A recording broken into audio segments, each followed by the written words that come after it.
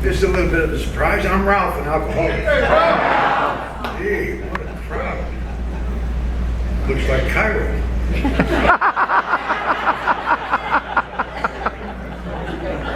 I like the young daughter that talked about just like sitting in the room with Helen because there was comfort just being in her presence. And I found that to be true over the years. Every time I went down there, over to the club, I went back the long hallway to see Danny. I looked to the left and there was Helen, always. Helen was there with her two little dogs and quietly working. Every time I walked in this place, is that one of her dogs? Every time I walked in this place, I noticed Helen over there in her corner, just being present. Something about her was she listened. She looked at you and she listened. She saw you and she listened. And she also, her presence was very comforting. One of my favorite memories is sitting in a little restaurant over here about 20 years ago with Danny and her, and a woman named Carolyn, who was the head of the alcohol and drug programs for the county.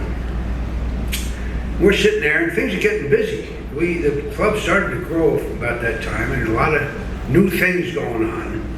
And most of us didn't realize that Danny and I would do some of the promotion, but Helen would have to do a lot of the work after we got something going.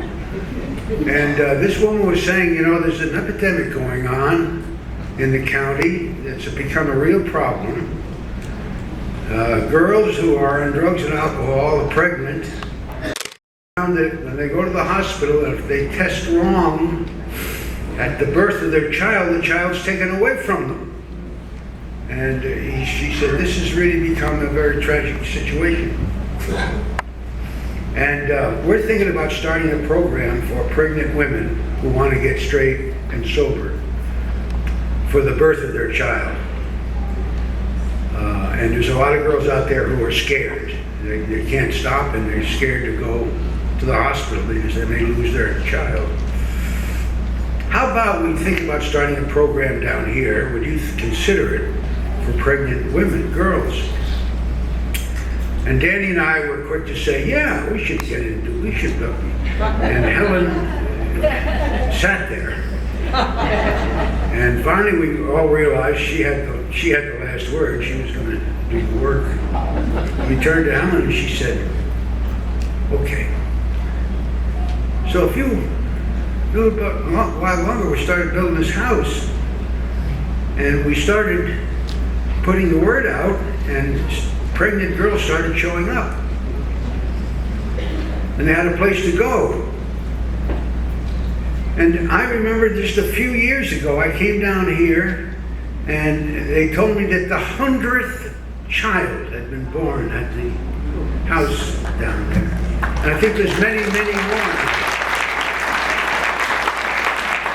I remember the first child that was born was underweight, I guess very, very difficult kind of, iffy kind of birth. And when I was told that over 100, and I think there's a lot more by now, this child was was in high school. It had been that long. Wow. That's one of my favorite memories of Helen Leahy. A couple of weeks ago I got a call from her daughter, one of her daughters. I was sitting at my desk at home and she said, Helen is going. She's dying. And she can't talk, but she'd like to talk to you. She wants to say goodbye, I guess. I don't know how many people she wanted to call or have called, but she said, I'm going to put the phone to her ear. And I said, Helen, honey, we're with you. Down here, there are so many people who love you and who you've given life to, a new direction and a chance in life. Not only those infants, but a lot of us reborn because of the work done at ABC and your work and given a life. We're with you, Helen. We're all with you. We're all thinking of you. We all love you. And we'll all see you again. Goodbye, sweetheart. So I think I was speaking for all of us when I said, we all love you and we're all with you. I must say that sense of her presence, which I felt strongly every time I came near this place, I feel today. I feel like I can glance over there and there quietly, patiently, with a smile, because she loved to laugh, would be Helen right now. I feel she's here. God bless her. God bless you all.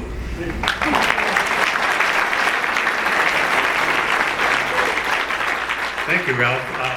David? Yep.